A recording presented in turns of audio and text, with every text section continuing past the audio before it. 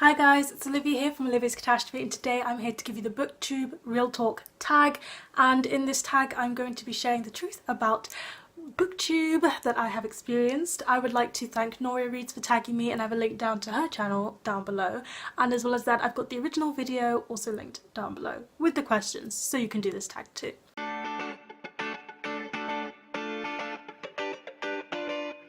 So before I get started, I'm going to do this new thing in my tag videos because, you know, tags are all about sharing tea and all of that, where I feature one of my mugs that I have because I do collect mugs and I just like to have some really cute mugs. It's just something I collect. So this one is my Raven Cycle mug to get us started, and it starts with the crow from the Raven Boys, then it goes to Ronan, and then it goes to, I don't know why it jumps to the Raven King, but then it ends with Blue Lily Blue. This is my favourite side of the mug because it's so artistic, but we've got some like darkness here too. So that's one of my favourite mugs. Now let's get right down onto the questions. Question number 1. What's something nobody told you when you started your channel? And for your information, nobody told me anything because I didn't know Booktube existed when I joined YouTube. So a little bit of background on my YouTube story. 5 years ago I joined, I uploaded heart videos, don't go and watch those. And then I decided that I was going to just do some like random videos. So for like 3 years ago I was doing like random videos, and then I did a book video here and there, and then I discovered that Booktube was a thing. So then for like 2-ish years I kind of non-committedly did Booktube, you know, the kind of YouTuber who posts a video and disappears for months then posts another one. And I say like a year ago I started to become committed to Booktube, and I actually started to watch Booktube because before I joined I didn't actually watch Booktube. I'm not someone who really watches stuff. I watch some movies but not that many. I watch some series, but it can take me a whole year to finish a single season sometimes. And I watch Booktube, but here's the real tea, guys. I wouldn't watch Booktube if I wasn't part of Booktube. I'm just not really someone who watches stuff. But because you guys are all so lovely, and because I actually enjoy your content, and because I post to Booktube, I now watch Booktube.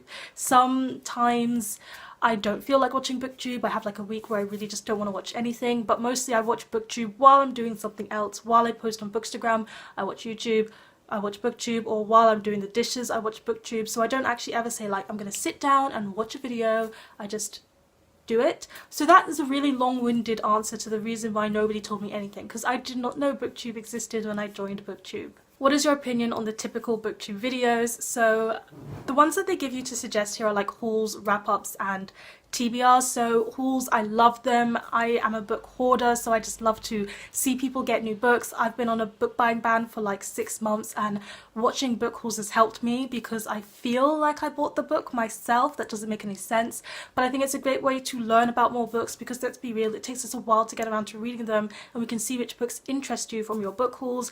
And as well as that, it's just something nice. Wrap-ups are the best. They're my favourite Booktube video because I watch Booktube to get recommendations for books to read, and then wrap-ups you just hear everybody's opinions on everything that they've recently read, so I absolutely love them. And then TBRs, I do enjoy watching a TBR when it pertains to a readathon, so I can see what people's reading that fits a prompt or something like that.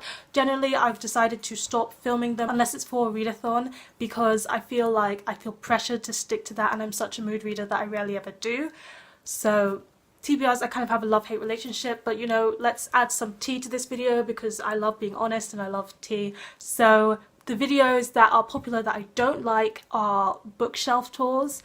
I have no interest in what's on your bookshelf. Like, it's just, for me, when I watch Booktube, I'm either wanting to hear your opinion on the characters or the book or just why you picked it up, but bookshelf tours are literally people just showing you a book and then moving right along. If you are a Booktuber that I watch regularly and you've done a book tour, a bookshelf tour, and you've seen me comment on it, it's mostly because I like you.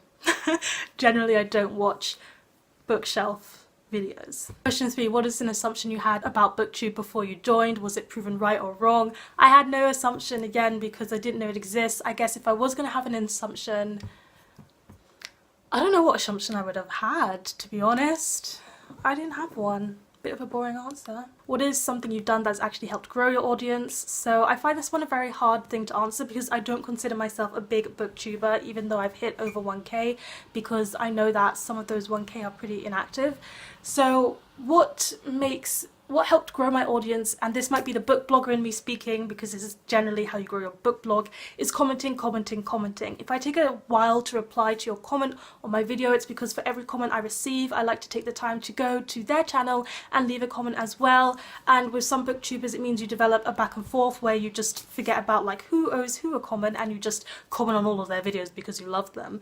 But generally, if you're just someone randomly coming to comment on one of my videos, I will go and check out your channel and check out one of your videos too, because I post more than I watch, I guess. It means that I'm always a little bit behind, probably about a week behind on replying to comments, sometimes longer if I haven't been in the mood to watch Booktube.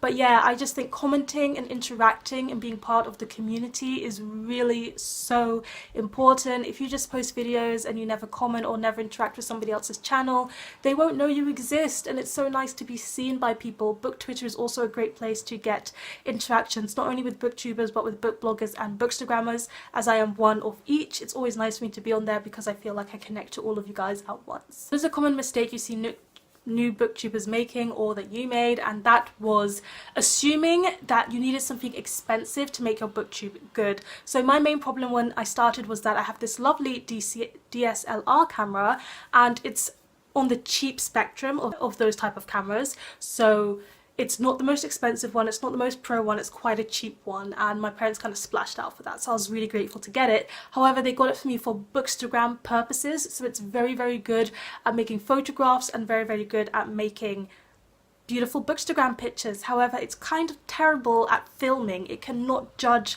lighting, and it's really terrible balance. So if you watch any of my old videos, again, don't do it. Thanks, guy, thanks. If you watch any of my old Booktube videos, like, again, don't do it. The lighting is absolutely awful, because even though I had a phone, I believed that I needed to have an expensive, like, I should use my expensive camera over using a phone. Doesn't that make logical sense?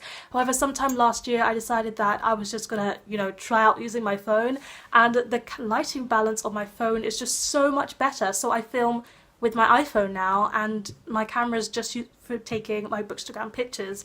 One day I would love to get a camera that does both very well, like filming and taking photographs. However, that is outside of my price range. I am a student, guys. I can't afford that right now, but maybe in the future, because that would be nice, and iPhones do tend to fill up on storage very quickly. What are your thoughts with working with publishers and sponsorships? I say do it, do it, do it. This is coming from someone who does it for book blogging quite often, and I have done it for 1 or 2 videos, but not recently. I haven't really done it recently. However, I have been gifted things to do a video which promotes their book. So I've been gifted a book to talk about it in a video.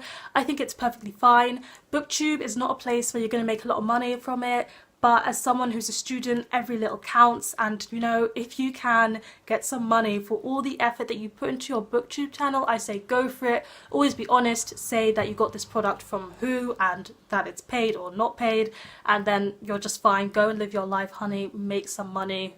Do it for the rest of us. Do you think booktube is dying? Has anybody answered this question with a yes? No, nobody has, because the answer is no. Booktube is not dying. It's growing all the time. I try my best to at least once a week, if I am watching booktube in that week, at least watch 4 booktube newbies kind of videos. When I say newbies, I mean smaller channels.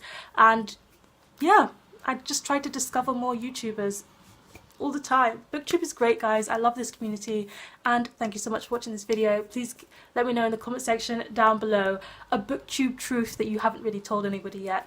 Please give this video a thumbs up if you enjoyed it, hit the subscribe button if you want to see more, and don't forget to hit that notification bell to be updated every time I have a new video, and I'll see you all in the next one. Goodbye.